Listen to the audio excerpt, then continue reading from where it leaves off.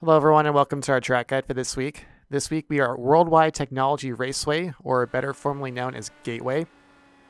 Gateway is a short oval, it's just over 1 mile long, but it's very fast as we are on the single plane wings for this week.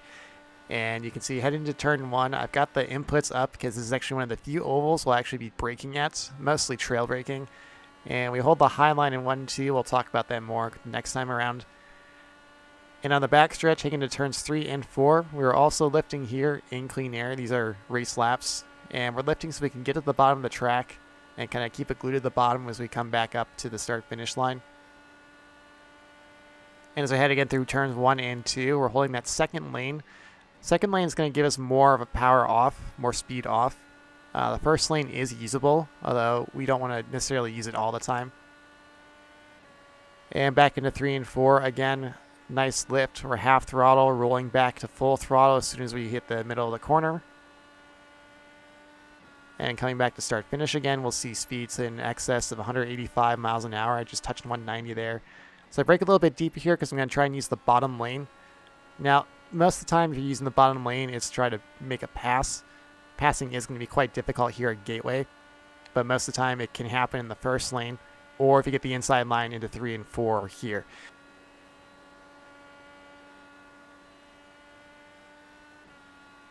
And coming back once again to start finish. One more example here of the bottom lane. Again, it's usable, but you're going to bleed off a lot of speed in a single car run.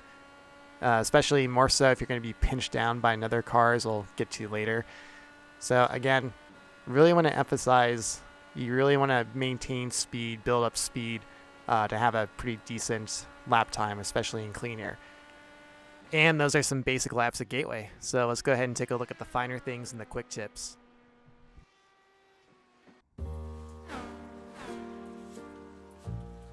So you probably noticed from the onboard videos that there are rumble strips or curbs, but you really don't want to use them. Typically on ovals, these are going to really upset the ride heights of the car, and there's really no time advantage to be found. So you're better off just avoiding the rumble strips in general. Otherwise, something like this may happen to you. Don't use the curbs, folks. So in those previous instances, we were riding too low on the track. However, if you ride too high on the track through the corners, you are going to be likely to very well burn off the right front. So the issue with that is, of course, by burning off one tire over the other 3, it will negatively affect the overall balance of the car. It's going to induce understeer, and in this instance here, I have to lift big time to avoid the wall. So passing could be difficult, but it won't be impossible. So here are a couple examples of how passes can be completed here. Now heading into turn 1 and 2 here, blue car is on the bottom using the bottom lane. Red car's being nice, he could be pinching. We'll show you an example of what happens when you do that. But the blue car is able to maintain the inside line on corner exit, and is able to keep that going to turns 3 and 4, and successfully completes the pass. Now in this case, the blue car makes a dive for the bottom, the red car pinches, blue car has to lift to avoid making a car contact, and they continue on their way. So you can also defend from the high side, but if you run too high, the car behind you is going to capitalize on your mistake. So one of the easy ways, of course, to make a pass is if someone makes a mistake in front of you. So on track, yes, passing may be at a premium, but there is one way you can gain lots of time if you know what you are doing. And that way is through your pit in. So at Gateway, you must use this access road, under green and under yellow. But particularly under green, you can make up a lot of time if you have a really fast pit entry, although be very careful, of course, that you do not speed, as I almost did there.